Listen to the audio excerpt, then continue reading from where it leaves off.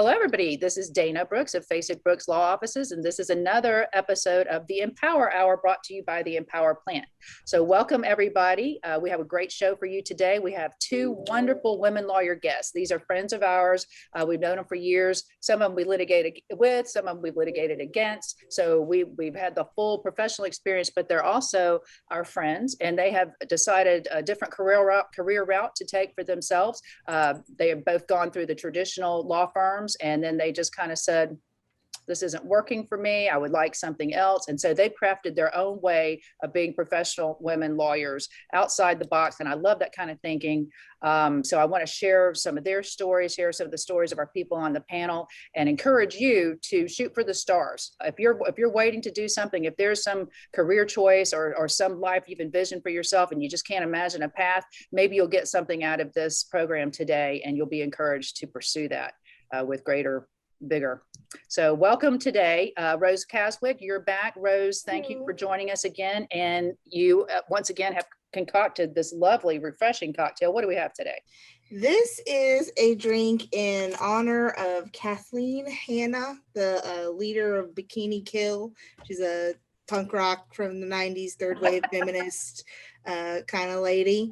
And it is, I don't know if you're going to like it. I haven't tried it yet. It's tequila, grapefruit juice, and beer. So it's kind of like a beer garita, but a beer aloma, like a paloma, but with beer. Hold on. What beer is it? So I know you're not a beer drinker. Or a tequila drinker. Okay, so I do like grapefruit, but what have you done to that? 1 out of 3 ain't bad. Grapefruit juice. Okay. Refreshing. Thank you, Rose. I'm going to have to look up Catherine. Kathleen. I wasn't really into the punk rock. That's kind of my age group, but that was never my jam so much. So I'm so surprised by that. I know. I look like I would be edgy. Okay, we've got Whitney Morris, the EmPower Plant producer. Welcome back, Whitney. What do you think about the drink? Thank you. Oh, I'm kind of being lame. I'm not drinking right now. Yeah, I'm kind of off it a little bit. But I bet it's amazing. It's unique. It's a unique beverage. Kimmy Hogan is on the road today. And so she's traveling. So she's kind enough to join us for the road. Welcome, Kimmy, and tell us how you know our guests. And I'm going to say their names real quick. Okay, we have got Jen Seymore. We know her as Jen White, but she's Jen Seymore, and so she's a lawyer here in town. And we have got Kaleko. Now, she has had that name her whole life, but we have been mispronouncing it. And so we're going to do our best to get that right. But how do you know Jen and Callie? Kimmy. So I know Jen from University of Florida Law School. She actually was good friends with my husband before I ever met him. Okay. Which is cool. And then we were on trial team together. So, but I'm so excited to have both of you on. I'm really excited to have Kimmy on with them because, there's all kinds of lawyers, obviously, but one thing we all do, we're trial lawyers, and that's the ones who fight, the ones who go to court and argue about things. We're not the ones who, draft your will or, help you with a real estate closing or do acquisitions and mergers and stuff. We're the people who, no matter what it is, if you got to argue about it in court, you call somebody called a litigator or a trial lawyer, and we fight about it. And so that is one of those careers that has traditionally been especially male dominated. So I want to introduce our guests, have them tell us each a little bit about their kind of path to where they got where they are. And then we'll talk about how they decided to have a different kind of a life, but still be able to reach all of their career goals, which is amazing. So welcome, Jen Seymore. Let's start with you. Welcome. Tell us about yourself. Hi, yes. And I got married to a man named Ken Seymore. And so I moved up to Tallahassee from where I was practicing in Orlando. And he was my high school sweetheart. Oh. We reconnected after 15 years of not talking, knowing anything about what was going on in each other's lives. And we got married, and I moved up here and got 3 step kids. So I have, bonus kids. Yeah. Along with my 2 fur babies that I adore. And I love being in the courtroom. I love helping strategize, and I love seeing women especially rise to the ranks and take on these things, because I think there's a lot of topics especially that are better coming from women as Yeah. a litigator, you know, in certain medical malpractice cases that I've done. It's easier hearing it from a woman. It's sometimes more effective that way. So it's really nice to see. And I've known Kimmy as a rock star, even in law school doing it. So, and then litigated with Rose and you, and I just love it. It's awesome. I do too. I do too. Talley, tell us about you.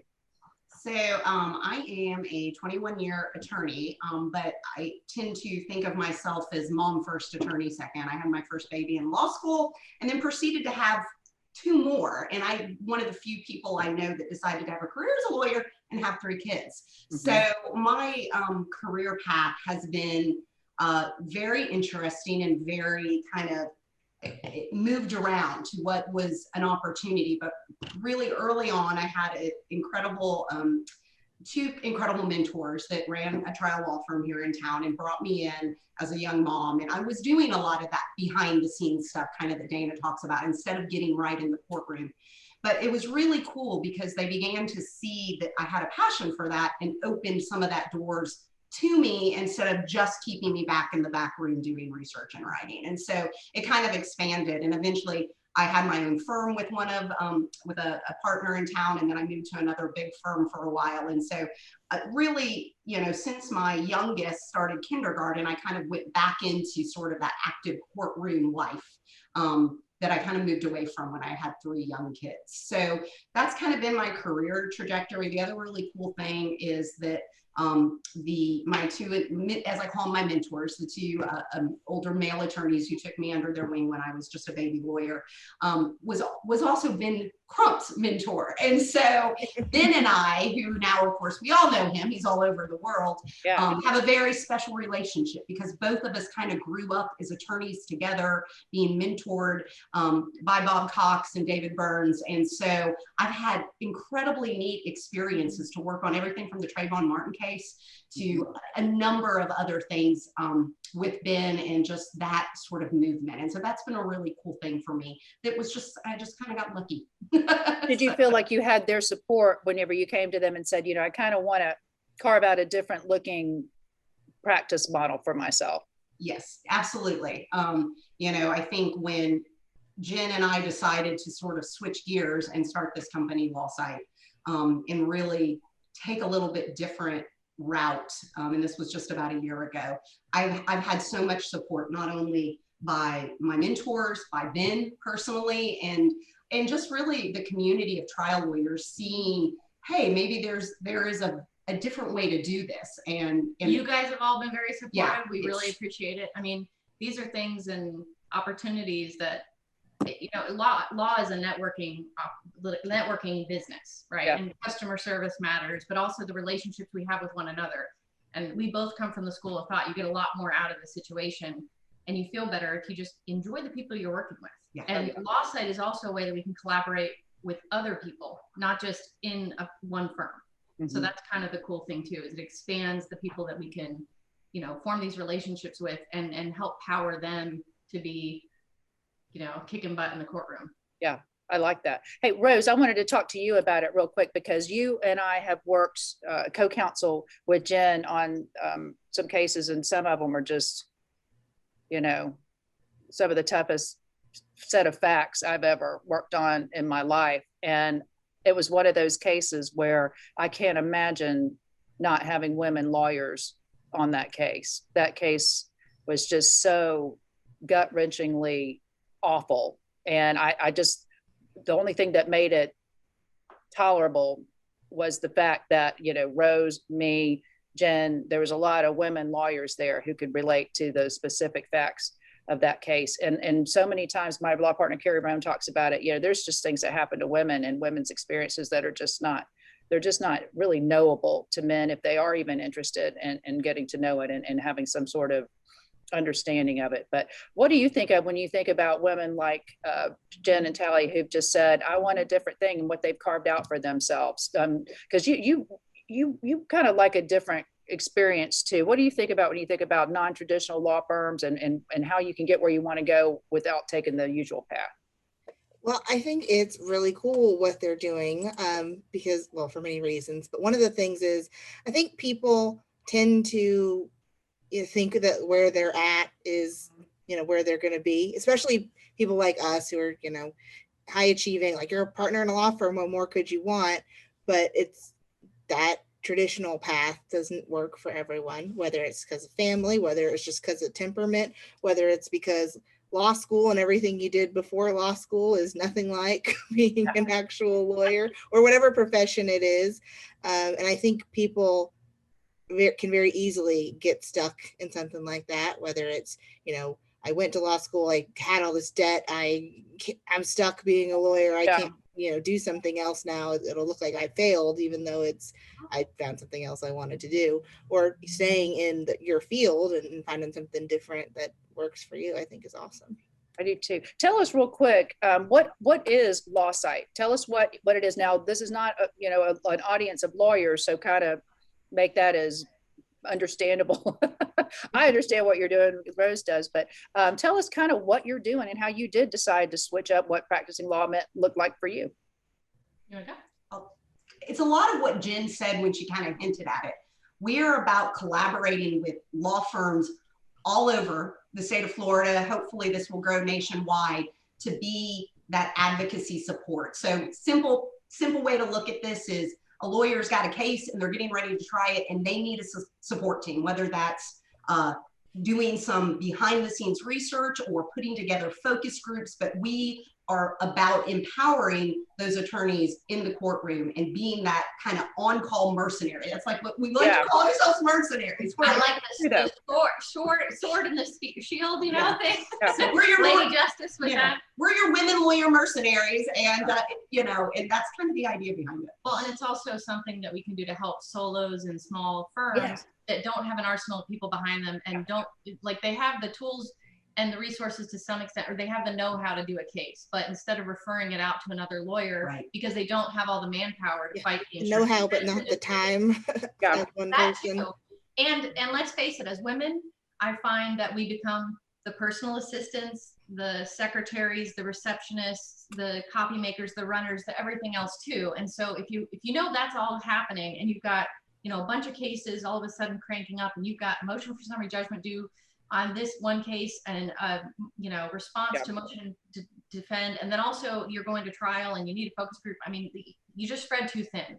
So we step into whatever project you want, and we can help you as your on-site support or 24. I mean, all different kinds of things we do. So, and go ahead. I was just going to say one little thing she said, which I think is key. I think all of us can relate to being spread too thin. All of them. Men and women. Men and women, but I would say women more than anybody. Because we take on more, and we're all like, oh, so it was automatically the assumption that you're going to do a lot of the girl stuff. Right. Yeah. And so part of the idea is, how do we empower lawyers to not be spread too thin by being able to be that counterpart, being able to counterpunch when there's not time to do it. And so, it's a different idea, but so far, we took the leap and said, we're leaving traditional. We're going to launch this company. Then the pandemic struck, but it's been, it's truly been an amazing journey. And we started last March. So we really are a year into this, and it has been amazing and empowering. I mean, and just absolutely empowering to do. This is something, believe it or not, I don't mention by names, but I do write about you guys in my book. I talked about these women. Oh, by the way, I need my signed copy. I will get you a signed copy. Absolutely. I'm going to have book signings. I really am. The first one is May 12th at Hearth and Soul. So they're coming, and I've got a website, and it's going to announce all this stuff. As soon as I get over this second vaccine, I'm going to ramp back up. This one was terrible. It's a packs a wallop. I got the same. Oh, this one hurt, but I feel better now. But no, I talk about it in the book, because I talk about two things. I met a woman lawyer in Atlanta. She was speaking, and she was coming up through a PI law firm, but she just knew she was never going to get anywhere. The guys got there first. It was their firm. They wanted some women in there because it obviously looks good, and because women work so hard and produce so much, usually for less money. So of course they want women. Yeah. They've got women in their practice, but the women in these practices, in my experience, they just feel like there's some sort of a limit. And it could be nothing more than, I have to do it the way you think I should do it. A lot of times, like when I was coming up as a paralegal, this got on my last damn nerve. I would go in there on Monday, and the senior partner go, well, I sure didn't see you this weekend. Mm-hmm. And I'm like, first of all, I'm a paralegal. I'm an hourly person. So if you think you're getting free overtime, you're crazy. And number two, my name's never going to be on your door. So what the hell am I doing putting sweat equity into your firm? That's insanity. But it was just his power. He had the power to expect me to be there. And I'm like, I got kids. I got weekend. This man made me drive back from Pensacola, Florida, when my daughter was less than 2. I'm an only child, so she's an only grandchild. Christmas Day made me leave because he wanted to work. Got here, he was drunk, didn't feel like it. You know what I mean? That's the kind of thing that makes you want to burn a person's house down. Now, you don't do it, but you think about it.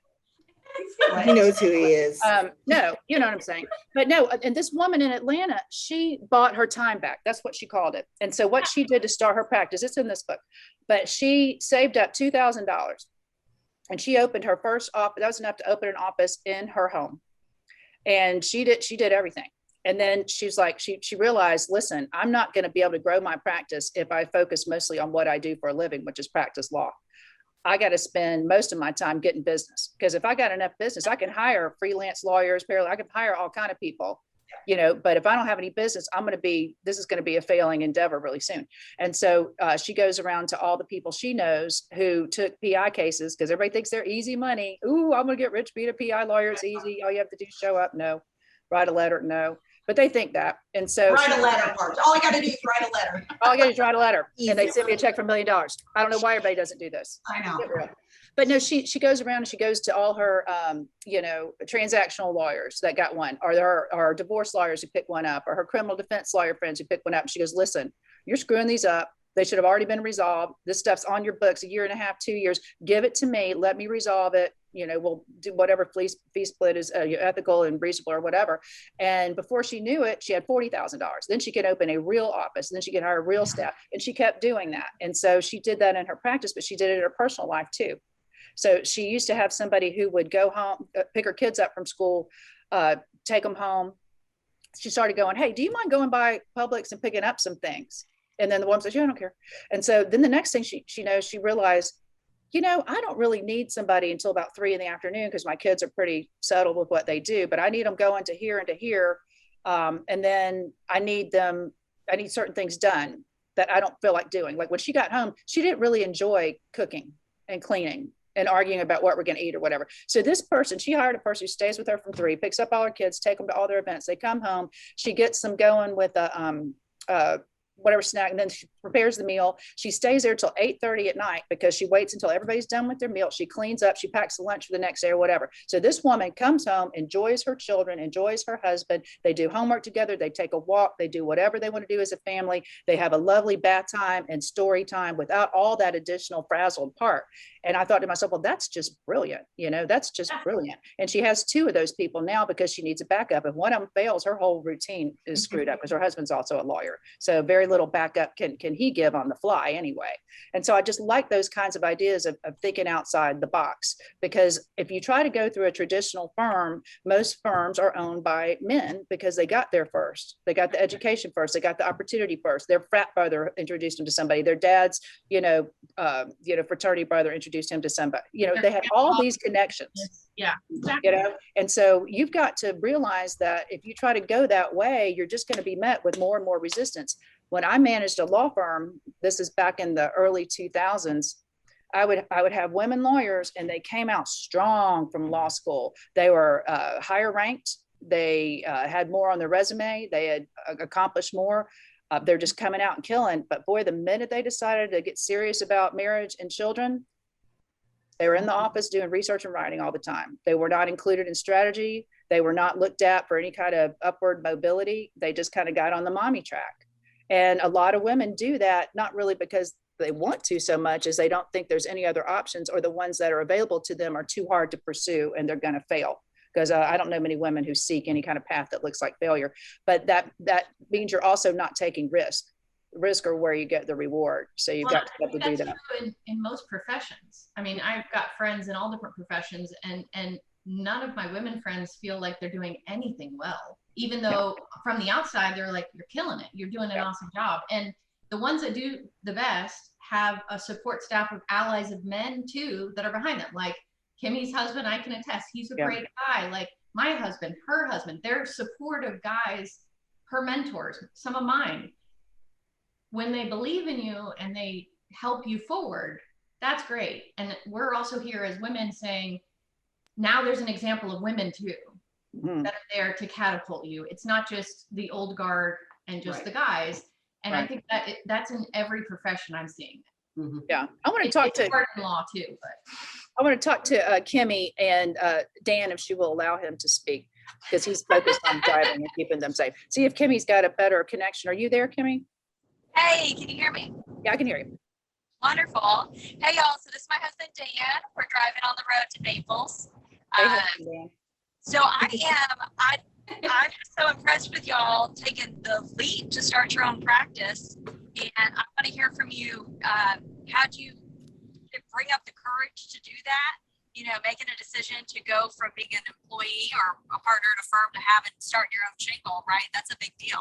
Yeah. So talk to us a little bit about that process for you. Yeah. How did you plan it? How long did it take? Just tell us what your. I'll just say one thing. First of all, it's safety in numbers. I don't think either one of us really wanted to do it on our own. And it was Talley's brainchild that's been germinating for almost a decade that got the ball rolling. And I separately had my own advocacy consulting dreams, but I didn't know that would ever come to fruition. And from her talking about her experience with legal research and writing and all this kind of fantastic stuff, we then came up with just what we thought was a real dynamic thing, but we were more comfortable doing it because we had the both of us, you know, and our partner James, who is also another ally who supports women and, you know, has an awesome wife that he loves and adores. You know, I mean, there's a it was definitely, Kimmy, it was something that I had sort of dreamed up for a long time. We've all done this where we take our little dream journals or our pads and we think of these vision ideas board, vision, you know, and we think, and I would come back to it repetitively. And I think there was a big shift at one point where I said, I'm going to do the bigger firm thing. I'd been, a shareholder and partner, but in a very small firm. And I was basically the managing partner. I ran all of the money angle on it too. And I said, I want to try bigger firm life and see what that's like. And so I did that. And it just hit me. I was there about 2 years, a little over 2 years, and things were going great. I mean, it was wonderful. But I said, I'm moving towards 50. I've been an attorney almost 20 years. Is this what I want forever? And it was like this resounding thing in my head that I could not shake. I mean, I just couldn't. Is this what I want forever? Is this where I retire? Is this it for me? And luckily, Jen was a lawyer at the same big firm, and we got to start collaborating on projects. We did a trial together, and it was awesome. So, there was a lot of, and I'll be honest, my professional experience had been all with men. I did not have what you have as a young attorney. I didn't ever work with female lawyers, ever.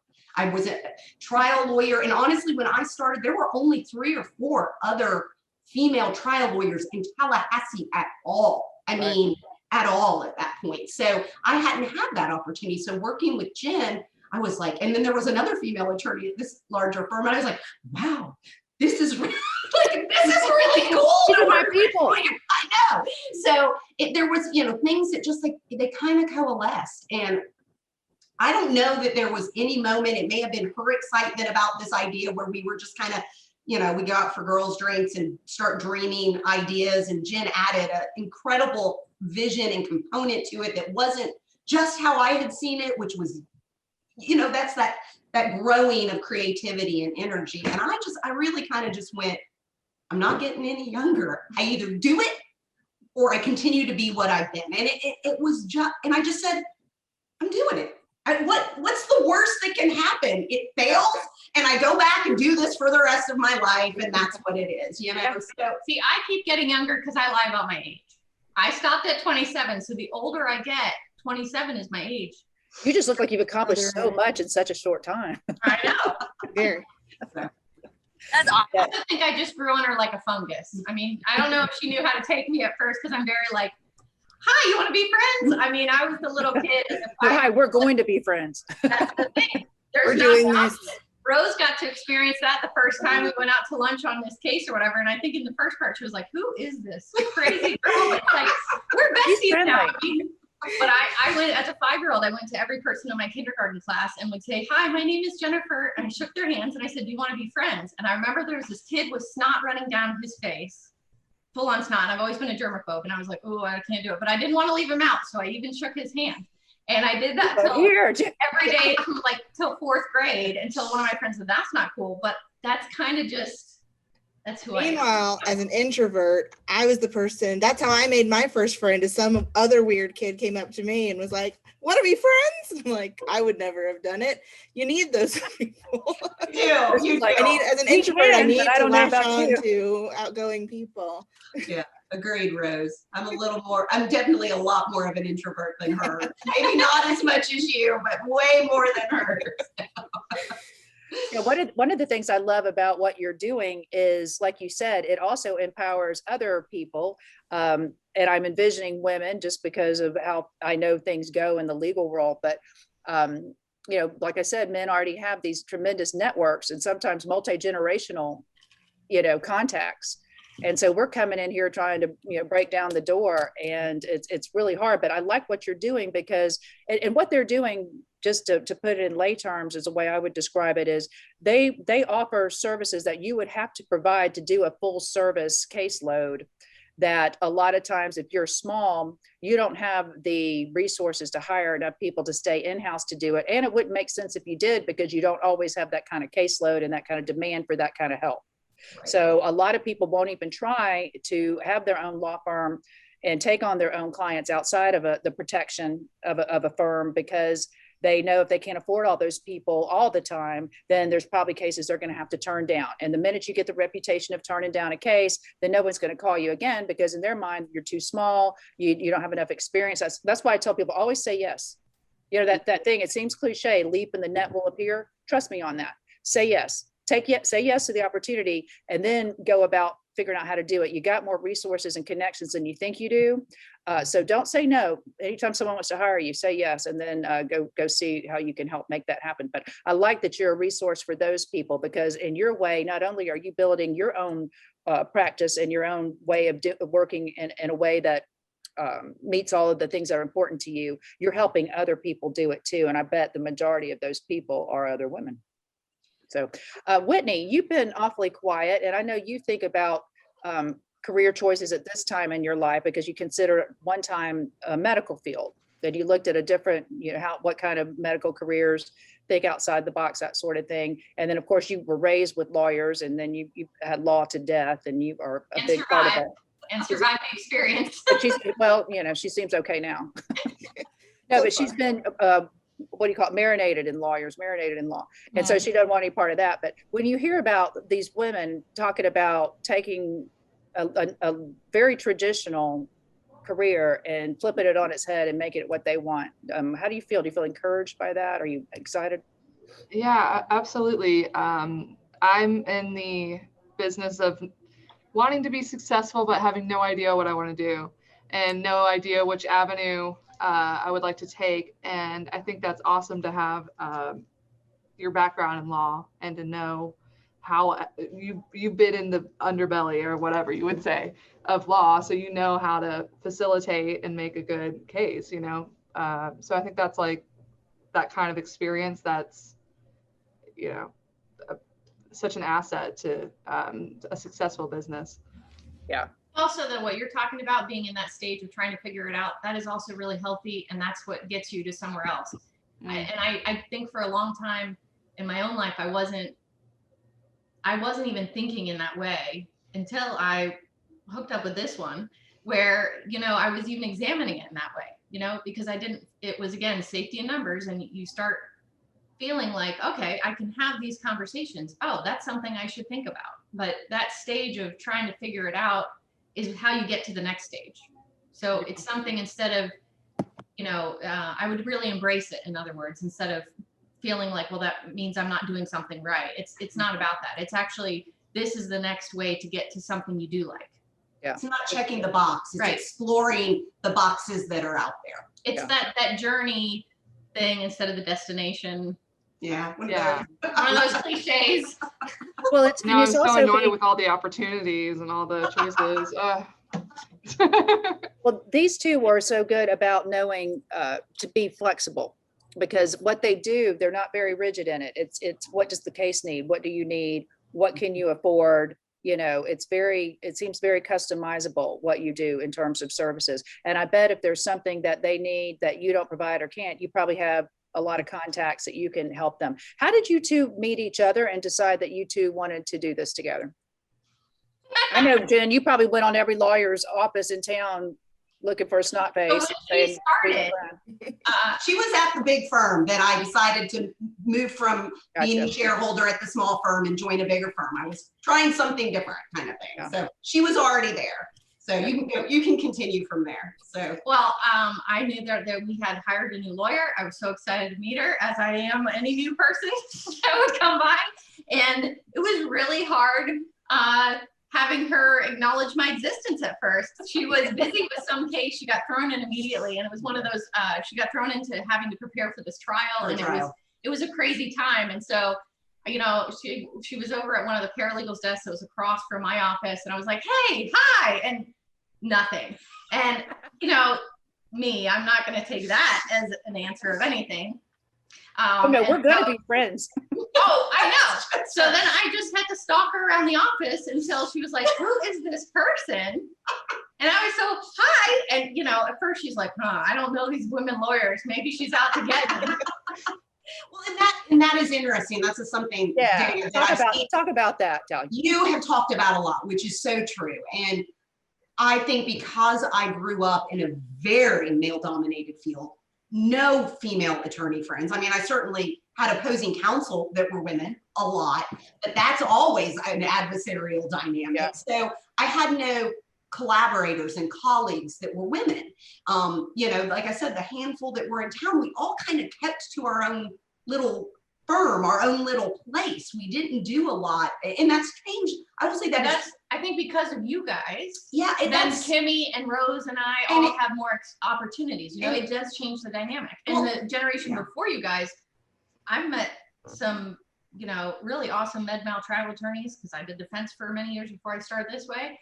And sometimes the older ones, they're so severe because they had to be taken seriously, and there was no one taken They seriously. overcompensated. That had to be like a man. You can't wear anything that's not black and looks like you're at a funeral all the time. And so that was a lot of my first 10 years of practice. I mean, it has really changed in the last 10, 11 years. And so I had this, I think, thought that I wasn't even aware of. I mean, it was just kind of baked in from, you know, 10 years of practice in that world. Yeah. That women trial lawyers were kind of out to get me. They wanted my job. You did not see them as allies. Right. Yeah. And, you know, once I got to know the two women, Jen being one of them at the firm, I started having to re-examine, where is this coming from? Why did I make this assumption? Why was I so hesitant to join Tallahassee Women Lawyers? Well, there weren't a lot of trial lawyers. I tried as a young attorney. Right. They were all probate attorneys, family law attorneys, and I felt like this odd man out as a trial attorney. You know, and so I started realizing there was some misthinking that had been programmed in my brain in the first. And who programmed it? Who programmed it? The people who have an interest in maintaining it. So we were all falling traps into a system that reinforced the people who are at the top staying at the top, the people at the top making decisions, continuing to make the decisions. And boy, they were masterful at pitting women against each other for the longest time. We take responsibility for that, because nobody can make us think or feel something we don't choose to do. But there was a lot of positive reinforcement in seeing women as threats instead of allies. I don't care where you were. I talk about that story. You know, I remember one time I was in a case management hearing. I think you were in there, Jen. I don't remember. But I just looked across the room. Every lawyer in there was a woman. Yeah, we shared that except for the judge. and I thought to myself, this is awesome, because I always considered MedMal to be the best of the best litigators. I just always have. And I thought to myself, we have got all women in here litigating at the highest level. And, you know, I want them all to lose, hate their guts right now. I don't want them to get anything that they want. I want to wipe the floor with them, but I want to go have a drink with every single one of them. And I just thought, how lucky am I that this is what's going on. 20 years ago, when I was married to a trial lawyer, medical malpractice defense lawyer, and I would accompany him, mediations, trials, whatever, I was usually the only woman there by a long shot. And other than associates, you'd see women, but they were carrying somebody's briefcase, you know, metaphorically. They were, you know, doing what we call moaners and groaners, of fact witnesses, before and after witnesses. They weren't given any heavy lifting. They were never allowed to do an expert, you know, on the defense side. You know, you couldn't defend the client. You couldn't get too close to the client or the insurance adjuster, because you might take that book of business. They might like you better, and you might be able to start your own law firm. So there was a lot of that, you know, keeping women, you know, keeping not necessarily your boot on their neck, but definitely, you know, don't let them get too close. Don't give them any power. So I like that people are going, that doesn't really work for me. I want to move faster than that. Kimmy, you have any more thoughts on what we're talking about, and how does that, you've only worked one place. But you found the right place. I take that as a compliment. Yeah. I don't really have a breadth of experiences because you and Jimmy have been my only employers, really. So I'm a lucky girl. Yeah, but I think you could probably see the benefit that what they're doing would provide to, like I say, even us, you know, sometimes we're rolling because we have a high volume practice, and in a high volume practice, you slow down to give a lot of attention to one case, your house falls. And so you've got to really be masterful at making sure the wheels keep turning on the other cases while you give, you know, exceptional attention to the one that's barking. So I can see what they do as being very helpful. Plus, I don't know about you, but I hate the research and writing part of it. I like the microphone. So. Send it our way. We also just like the complex, weird things. I mean, that's part we both do. We're just obsessed with weirdness. Okay. So if there's some strange fact pattern or something and you need to mix it up a little bit, the weird brains will come up with something creative. Yeah. But that's kind of the fun thing now about being collaborative. We have clients all over the state of Florida now, and some of the attorneys also practice in multiple states, and so we've helped them with you know, cases that they have in other places. But you know, it's a totally different, it's a game changer when it's not just confined to one firm. And, and the other piece of it, and I know this is going to probably sound silly in some ways, but this is mine, and it took a long time for something to be mine. Even when I was shareholder and doing the books and everything at the small firm, you know, there was something with us forming this that we could really say we have ownership of this, and that I think we got excited about the first couch we bought. Yeah, it was like I picked this out. We own this house myself. But there's that piece of I remember that. Yeah, and there's that piece of that is so empowering for a woman in whatever male dominated field, when they really feel like I have full ownership, and we have full ownership, you know, that it's that kind of there's just an excitement to that I think in so many professions you're just afraid to make that little step that you're gonna ruffle feathers, would be a good way to put it. So, you know, that's my thing, ruffle the feathers. Right. And so you gauge, you know, how much am I want to ruffle the feathers a little bit, but you know, and so I say to all people, young women I talk to these days, it's kind of what you said, say yes. Don't be so afraid. The world it's got a lot of opportunities, and if you've got some creative idea, the worst thing that can happen is you fail. That's the worst thing that can happen. And there's always a chance to start something new. Or to fail up. Sure. Yeah. And what is failure? You know, I look at it, I say failure is just an opportunity to make it a bad first impression. Right. But you know, what is failure? Maybe you didn't do what you set out to do, but you did most of it or some of it, or you did something better and something different. So it's not always a zero sum. You know, if this opportunity comes, success has to look like this. That is not necessarily true. I think we fail when we don't actively take stock in ourselves, believe in ourselves, and stay true to things that are our superpowers. Get better at the things you're not so good at, but recognize you don't have to keep knocking your head against that wall. Right. You can do it differently. I have two things I want to hear from you. I wanted to hear a little bit more from you on how you prepared to do this. And I mean like nuts and bolts, because if I'm a woman listening to this, especially maybe if I'm a single woman, I don't have the support of a partner's income, or especially if I'm single and I have children, do you have any recommendations or guidance for somebody? Like, did you have a business plan, a 3, 6, 9, 12-month business plan? Did you figure out how much money you needed? And did you find a way to do that? Can you give us a little bit more how-to on that? Sure.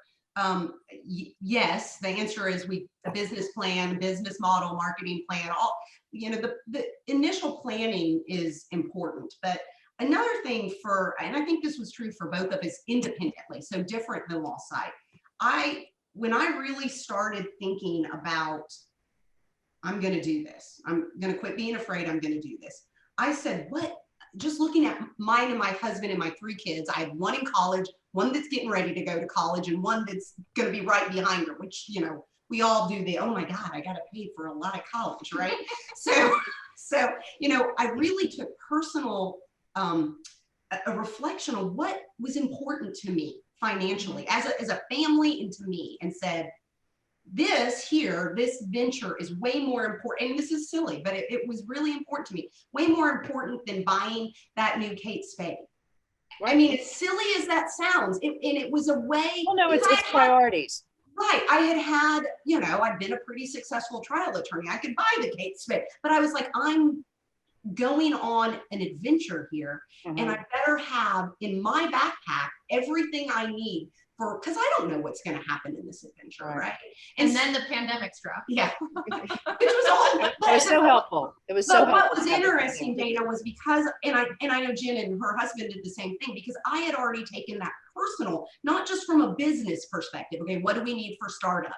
Let's do a business plan. Let's do a first year projection of what we need to bring in to make our overhead. All of that is important, but there was a personal aspect to it of saying, as simple as, how much do I personally want in savings? How much do, and thinking through those priorities to myself, so that when the pandemic struck and suddenly my salary had gone from very large to almost nothing, it wasn't crisis, because I had already kind of put those weapons in my backpack and mentally prepared for them, and how I was viewing my life and what that would mean. So I think that's a piece of it that we don't think about. It's more the business plan or the upstart money. But in the more traditional thing, we both read a bunch of books. We asked other entrepreneurs. Yes. We tried to brainstorm about creative ways that we could cut costs, because the one thing we didn't want to do is run into the deficit. We didn't want a huge overhead. And you manage in a law firm, all the stuff that they spend money on that you really don't have to have, but it's in their head that law firms do this, and so they do it. Yeah, right. And then so we were thinking outside of the box of how we can do certain things. And I like to learn new things. So tech stuff, I was like, oh, Zoom. Okay. I did a little bit with Zoom before, and then we had a Zoom jury trial that they hired us to do. And so I learned as much as I could with Zoom, and then it helped out because I still teach the trial team students and a class at adjuncting at UF, and a lot of it's Zoom now. So it's been helpful, but now it's essential. It used to be a nice skill, and now it's essential. But there's always something new on the horizon. And my husband he runs a dermatology practice, but his background is computer analyst, and he's an actual techie person. I'm only techie in the legal field, like with other lawyers who are scared to touch things, or, some people that I've known that I had to explain what a folder was on the computer, then I'm real techie. But in my husband's friend world, it's laughable to call me any techie, but it's one of those things I think that we laugh about. I am pretty fearless when it comes to certain things, and having the support of a friend doing it with me has helped me to be even less fearful. Yeah. This is important.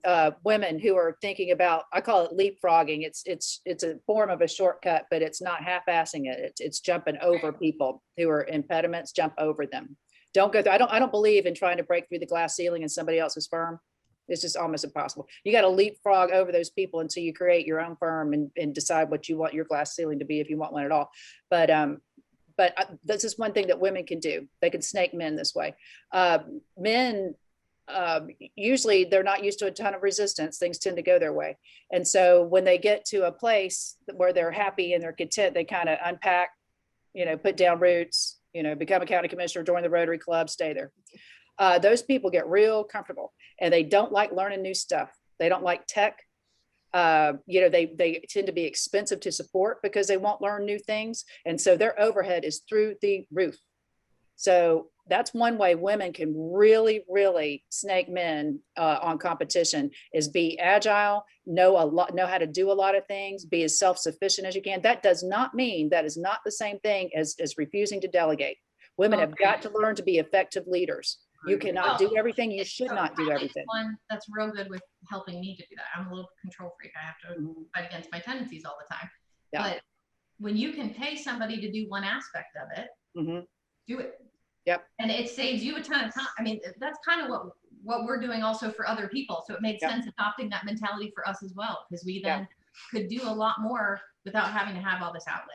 Well, it's intelligent resource sharing, application. I know, Dana, that when we were chatting with you about sort of what we were doing, I mentioned this, and this was another piece really of my sort of dream journal as far as creating this business model, which is because I did go through a period when I had young children, which was very difficult to stay in an attorney. I mean, it really was. And I left for a year when I had my third, and then figuring out how even after a year to get back into things. And you lose so much in a year. You lose so much. Right. And I found some unique avenues that were very special that I just happened to land upon at that point in my life. But part of this was, how do we make LawSight this idea that we can delegate certain of the things that we do, not all of it, but small pieces, to other female attorneys in that place in life, so they could work. So say it's just some research. That's a really easy thing to do from your home, on your time, on your own time, when you can make it happen. And so I also wanted to create a business model that supported young mom professionals in a way that they did not have to step away for a year.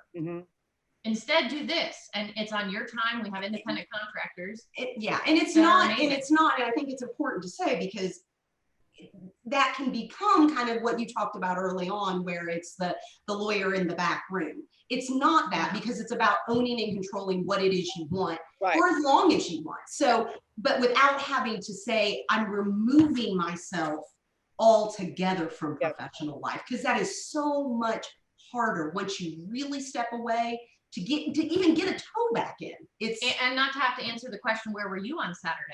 When you're like, I was managing kids screaming and stuff happening. But I'm not going to defend myself and say that. I mean, my whole thing there was, you have no expectation that I would be here on Saturday, so shut up. No, I was not very tolerant of a lot of that kind of thing. But what was I going to? About the thing, because I want to make this a little more generic. When I was a paralegal, before I was a lawyer, when I was a paralegal, I had a contact I had made when I first moved here, a guy I work with. Fast forward a couple of years, he had a big case. He needed some, I call it grunt work. It's just $70 an hour or whatever, just basically if you can type and keep up with documents. It was just, paralegal type stuff. But I did that after my kid went to bed about 8:30. I get back there and do that because I was making extra money. I work full time, but I thought, well, this is pretty mindless. I could do this, make $75 an hour. This is cool. And I did that. And that's how I could save money to do the other things that I wanted to do. But I was still full time in the workplace. Even if you can't do that or don't want to spend your time doing that, you can have, like, even if you take a year off, to raise your children, you don't have to be 100% out of the workforce. Right. You can keep, even if you don't do any side gig work, make sure you still attend your association meetings. Make sure you still attend the meetings, the partner meetings or something like that, because if you're not there, you will get left behind. No one remembers you. You could be the best person in the world, but if they hadn't seen you in a minute, they moved on to somebody else who may not be anywhere near as good as you, but they're here, they're available. This is something else some friends of mine did, and I think you probably know who they are, but these are women who were with traditional firms, silk stocking law firms, and they left and went to another firm, and this firm is run by a woman, and she drew some of the best female talent from some other law firms to create an office for this one big, large firm. But one of the women who went with her, she said, you know, even though I was a shareholder, I got sick of the fact that they would all go play poker Monday night and make business decisions without me. Or on Or the they go golfing for 4 or 5 hours on Saturday and make actual decisions, talk about things, and I'm not there. She goes, I don't want to do it. Yeah, they used to be like, okay, you had to act like you're a cool girl and go down and be in the cigar smoker. I'm like, that makes my hair stink. I got to go pay somebody to watch that. I'm not being around a cigar. No. Plus, I don't like you that much in that way. You know, it was just like, let's just be honest. I am not spending my time with you doing that. Good Lord, that's hours. You know, you've got to bring more to the table than that. But that was the traditional role. They wanted you to conform. If you want to you want to have a say in this. So I think the best thing to do in firms like that is shut them down to the extent that you can and take their clients. I think what you do is you go get your girlfriends and you go, they're not loving their clients like I would. Let's go snake them and let's get them and let's start our own firm. That's better for the clients. They'll get better care. It's better for the legal industry because it will make everything a little bit fairer and those fat cats won't get to keep all the pie. So I'm very aggressive in that sort of thing. Well, we love you for it too. But well, thank you. I think these guys suffer from a lack of imagination. And I think it's easy to fall for all of us to fall in that trap because, especially in law school, I mean, you're talking about pretty risk-averse individuals traditionally. I mean, trial attorneys are the most risky, tolerant, yeah. But like, we're talking about stemming the world from chaos. That's what lawyers do. Yeah. Right. So that's exactly what we do. And so you're talking about people that traditionally have a right and a wrong, and they stay in their lane.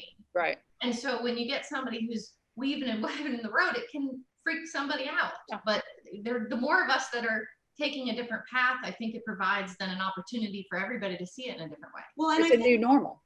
And I also think one thing you said is that, you know, I respect your power so much and it's fabulous, but they're all different personality types. And so I think we also have to, as women, recognize that it's not everybody can be the one. And I had a couple of those early on where I basically slammed something down to my boss and said at one point, fire me. I don't care. I'm done. You know, I mean, but not everybody. I hate you. Yeah, but not everybody. I feel like this is a session, guys. Not everybody has that disposition. And no, you're right. And not everybody wants to be that person. Exactly. And so I think that was a lot of, in my mind, sort of the bigger ideas. We need to make sure there are avenues for all sorts of different personalities of women to feel empowered, to feel ownership of what they're doing every day, instead of feel like they're trapped by a box that they don't know how to get out of. But that helps with men too, because then there's not just one avenue for men either. And then there's fewer of those men that just stay in that lane. Agreed. So it's like we've got to get just as comfortable with men in non-traditional roles as we ask them to with women. And that includes, and I tell people all the time, I struggle with it because I feel like they have every advantage. Why aren't they maximizing it? But so what? Just because you have something doesn't mean it's your job to maximize it. You may want to be in a different role. You may want to be in a supportive role. You may want to make more time in your life for art, you know, for music, for the things that really jazz you up. But Rose, I think of you when I think about a lot of what they're saying, because you don't roll in here impersonating a male lawyer every day. Hardly. Where did you get your aplomb? Where did you get your competence to wear your, you know, kitten shirts and all the what is the cocktail? Martini shirt. Yeah. I like those. Y'all, I threw a blazer on over a tie-dye shirt and acted like I was for real the other day playing lawyer. I'm like, is this good? I'm like, if I put my back up, I bet they can't tell. It's a damn tie-dye shirt. I just threw a blazer on. No, Rose, we do what we have to do. Why do you feel comfortable rolling in here with a martini shirt on?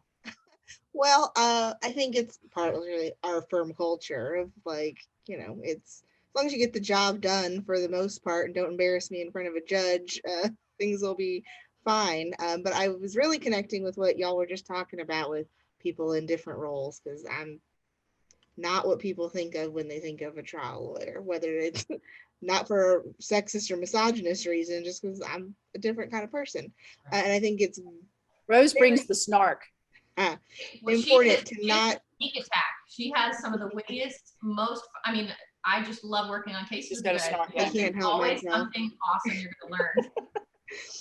But it's to not treat people, especially in like these high level, being a lawyer to some extent is a creative field because it requires a lot of creative thinking, and to not treat those people as, you know, fungible.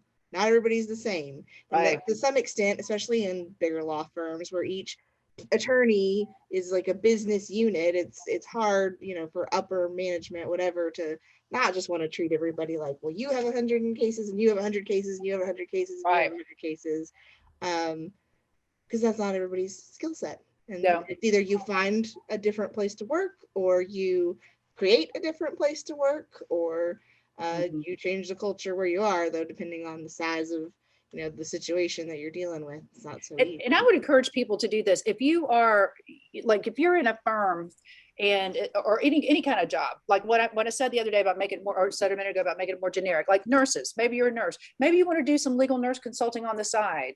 You know, maybe you want to be, you know, one of these traveling nurses. Maybe you want to do a life insurance exam, whatever. You know, you don't have to just be in a doctor's office. You don't have to just be in a hospital. There's other ways that you can get where you want to be. So I really encourage people to not think of a career as just what you were taught in high school, or what your guidance counselor told you, or what you see on television, because like, so often that's just not the truth. With your example with nurses, it's like you have a completely different, one RN has a completely different experience as an emergency room nurse versus working in a pediatrician's office. They are the same job, but not the same job at all. Yeah. So you just got to find The very what works best for you. early mentor advice I ever got, and Jen's kind of alluded to it a couple times in our conversation. I had a person say to me, your job is to find your superpower, not be afraid of it, and know what other people's superpower is. And that's that whole thing. We all have different superpowers. And so I, as a young 20-year-old something, you know, young attorney, I started thinking, well, what's my superpower? And then that began to let me see, okay, what are all these other colleagues and people and opposing counsel's superpower? And that's that whole idea. How do we recognize that for ourselves? Not be afraid of it, because often we are afraid of our superpowers. I find we're not sure how it fits, right? Yeah. We're not sure how it fits in the dynamic. It may not be the box. It may not, you know. And then also knowing that everybody else that I'm coming in contact with, they have a superpower too. And I need to be astute and aware of that. And obviously, as an attorney, use that to my advantage. But also in non-work adversarial ways, recognize that. So what is your superpower, Talley? My superpower is strategy and creativity. Jen, what's yours? I didn't know I was going to have to answer the question, Talley. Why don't you tell me if it's about superpower? No, I had something. You two need to coordinate. It was a joke. Oh, she has some dirty mind. That's her superpower. A dirty mind. Hey. My superpower is a dirty mind. Rose, what's your superpower? Okay. Go ahead. I'll come back. Rose, what's your superpower? Unerring logic and intuition. Yeah. My non-dirty Rose is so damn smart. My non-dirty Knows the way superpower of saying is that. connecting with people. That is What is it? Messing with people? Connecting with people. Connecting. Oh, I thought see, mine would be messing with people. Yours is connecting with people. That's why we work well together, Dana. Embrace your strengths. But I love, like, one of my favorite things to do is witness prep, whether it's one of our witnesses, whether it's an expert, somebody, just helping them to not feel so afraid of the process helps them to bring the story out, more truth. That's invaluable.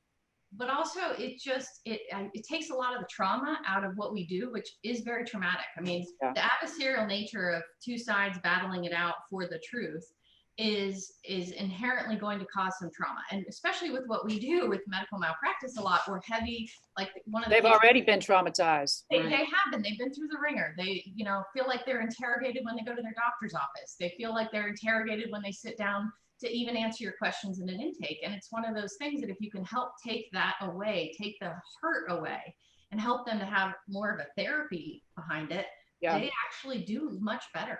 Yeah, and it can be a healing process if it's with the right lawyer and it's handled the right way.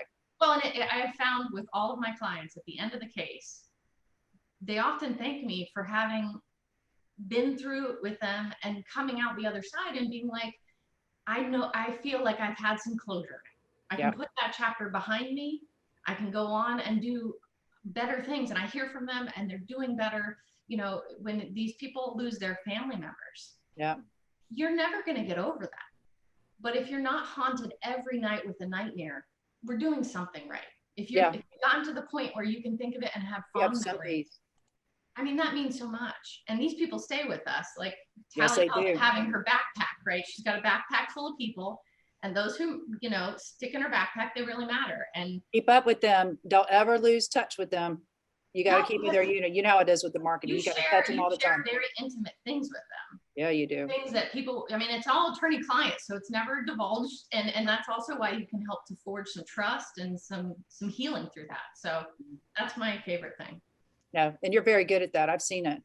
It's definitely her superpower. Yeah. Whitney, Whitney, what is your superpower? Oh, I've been thinking about this. I gave you a minute. You see that? I'm nice. I gave you a minute. Honestly, I think compassion is probably one of my biggest ones. I can understand people's perspectives pretty easily. Like I kind of like to, I blame Mom because she was a social worker for a minute, and she kind of taught me why people think the way they do, why they act the way they do. I get frustrated. Don't get me wrong. I get mad when people don't act right, is what I say.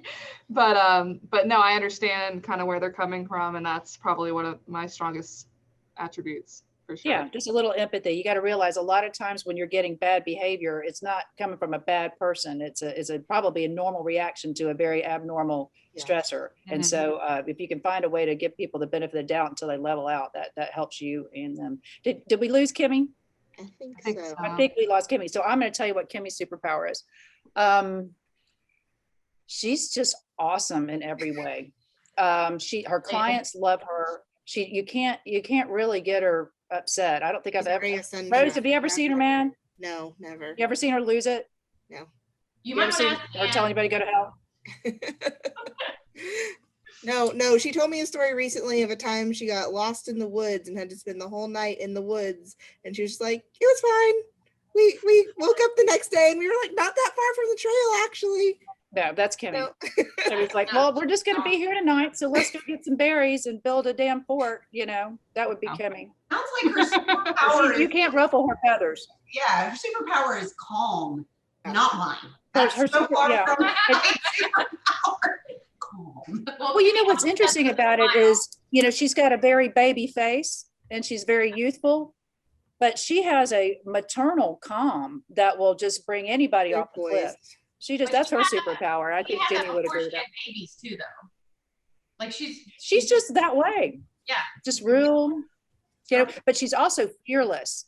You know, I remember Jimmy Fasig told me about when he interviewed her. He said, what do you like to do? And she goes, I like to sing karaoke and I like to hang out with my parents. And he goes, oh yeah, what's your karaoke song? And she goes, blah. And she just bust out into whatever the hell song it was. And he's like,